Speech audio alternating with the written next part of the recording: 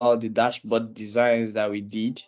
So I was showing you how to come up with a dashboard design and what I gave you. So now Yes. looking at the tax from the last time you showed me what you did and what we have now, the versions you created, I am impressed. I am happy, and it makes me feel like, oh, okay, my effort is not in vain. I'm seeing the results of what I've tried to teach you. You are Yes, sir. really like putting yourself out there, and you are taking lessons, and you are really, really showing what you've learned. And it's a really good thing because I really liked what I saw, and I was like, okay, I think you are ready to go a bit further. So let's Hmm. dive into it. Yeah, you will enjoy it. It will actually build you a lot. So that's the thing. So let's inspect what we have here. So over here, I notice you can just call this one the side nav. You can just label them this side nav so you can just be able to identify this is good. I like what I see. 20, yeah, this is good. Though your line height is in decimals, but it's negligible, but just try and perfect it. You can make it auto instead of line height, you can make it auto. So All right. instead of decimals. Aside that, everything looks good. It looks pixel perfect, but deep down inside is just where you will see slight mistakes. But that's you're still learning, so it is normal and stuff that would happen. So that's good to know that you're making that kind of progress. Okay, so over here, I noticed that you were carried away with your this thing. This line is not supposed to be here. I think you give this one a right hand stroke when it's not supposed to have a stroke because it's the last one. I think is when you were copying it, so you forgot to remove that. So I noticed that. That's a good one. This is good. Just remove that stroke on the right hand side. That's the only complaint I have about that side. Where did you All right. get this graph? Is it from my Figma resources? No, sir. Oh, okay. All right. Okay. So I checked out some of this. You are still going back to your 10 pixels. See the size is too tiny. I could tell from looking at it, it's too tiny. Make it 12 or 14. It's too tiny, but this is good. It's clean, it's neat. It describes what it needs to describe, but you just need to make the text bigger. I told you not to go lower than 12 when it is Yes. a desktop design, except on special occasions. Take for instance this one now. Let's come here. Yeah, it's 12. So if here can be 12, why can't here be bigger even when it has a bigger space? Do you understand? Yes, sir. Don't go below 12. So it would for desktop designs. Now I noticed you use my pattern here in creating this, which is good. Everything will be easy to drag around and all of that. Okay, so over here we have this one 14. You have this one 12. You can make this one 16 and make this one 14. I think though because we are still learning how to use Figma, some of the corrections you need to take are still pending. There are some things I'll personally like to take you, which is type scaling and type font. Type scaling, yeah, and type fonts.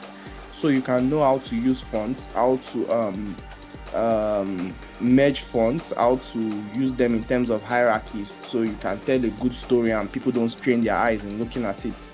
So I think that will be part of our next class. But for now, we are focusing on you trying to remake whatever you see because you are trying to learn how to use Figma. But now, in the sense of using Figma, you still have to put user experience in mind, which is why fonts are being used, why they are used in certain style, why they are used in certain size and hierarchy and all of that. So that's part of user experience, but we'll come to that. But I want you to learn how to use the tool, then I'll build your user experience aspect also. So that's if you, of course, let me do that for you. Okay, so over here, this looks good. Then but then I feel this the element inside, which is the select dates and the calendar stuff, needs to be left aligned, not center aligned, because imagine if this is longer, how do you align it? So if you make it left aligned, you know you've done it from scratch, that everything will be left aligned, and even if the text is longer, it will still be left aligned and it will contain it. That's just basically about that one. And then your icons, some of them are tricky though. This has a curved edge. This has a curved edge, but doesn't look like they are of the same family. This looks very skinny. So some of those things are part of the things we will discuss later on, which is when I will be showing you how to use a design system and how to use a complete icon pack, so you don't go far off from your icon pack and you have everything in-house, so you don't stress yourself. It will save you time, make you more consistent, make you good in what you do. So those are like the things we'll be discussing later on, but for now let's just focus on what we have on tax. I don't have any okay, the only complaint I have about here is that this total members is supposed to be I think this is bold, medium or bold. I think it needs to be a bit lighter. If it is bold, make it medium. If it is medium, make it regular. So there will be difference between the both of them. The both of them are quite too thick. If you look at mine, when I did mine, can you see it? Yes, sir. Tell me if you notice what I'm saying here. This Yes, one sir. is quite regular. This one is regular, most likely. Yeah, can you see it?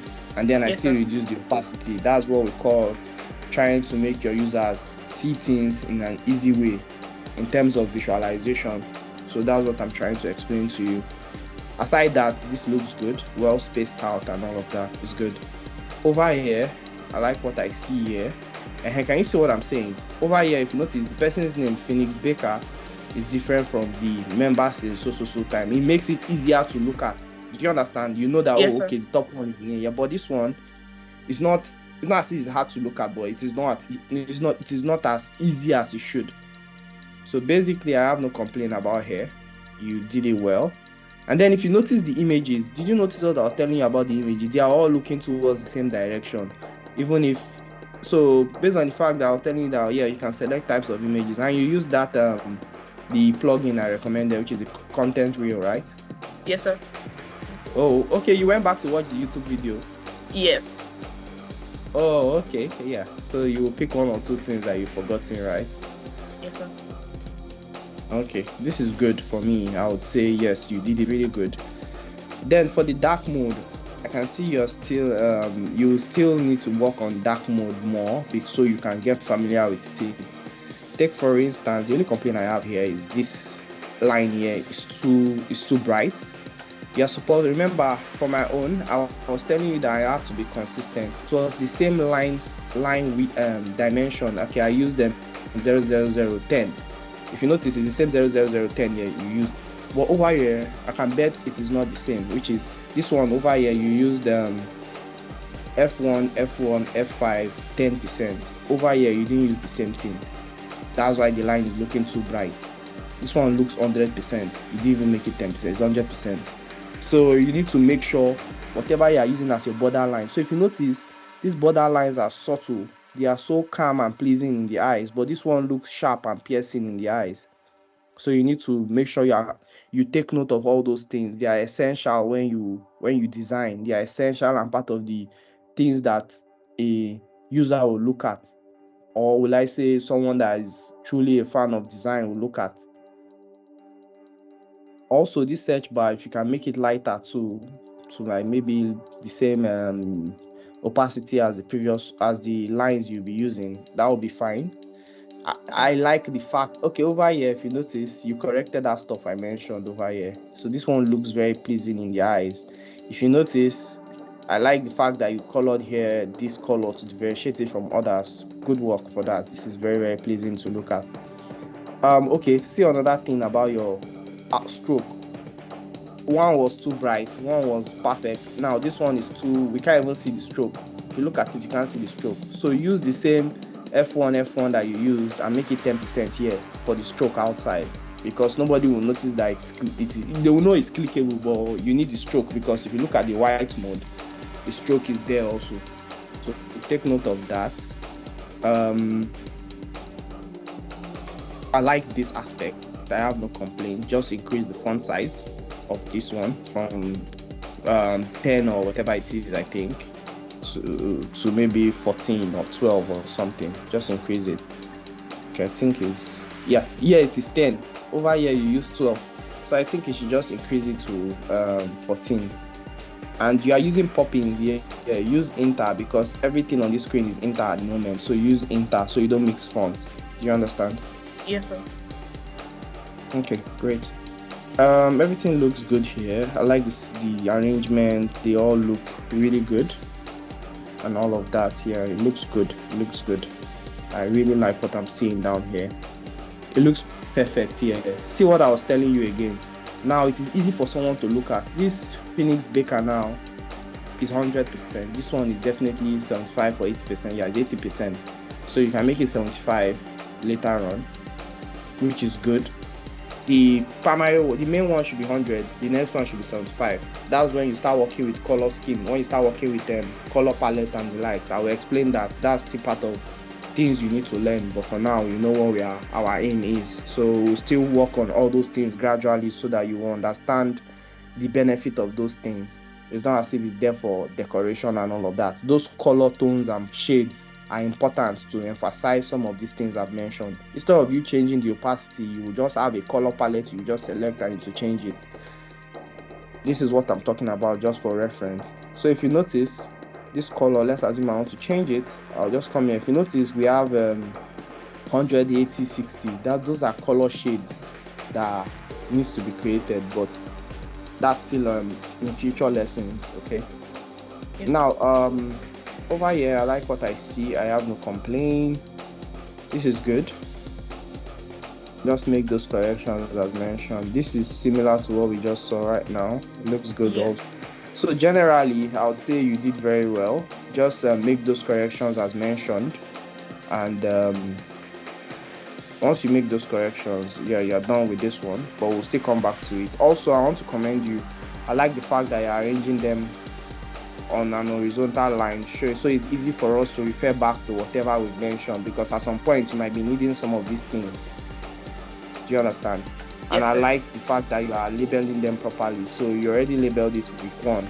So this is week 2 apparently. Yes, sir. So to make it easier, let me show you something. If you want to label it, you can do something like this. Can you see this? That says there's like a heading, a very large heading with that says, okay, you can make it week 1, and then everything will be under it. So you can just create something like this and put it at the top of this place. Let it be as long as where this one ends here, and you will know that, okay, yes, this is week 1 without somebody clicking on it. That's another way of arranging designs when you're done with it. You understand? Yes, sir. Yeah, so it will be easy for you to look at and whoever is viewing it. Now, I really commend your effort here, and I would like you to continue with that same habit and that same effort. Put it in and don't relent. So now, for your new task,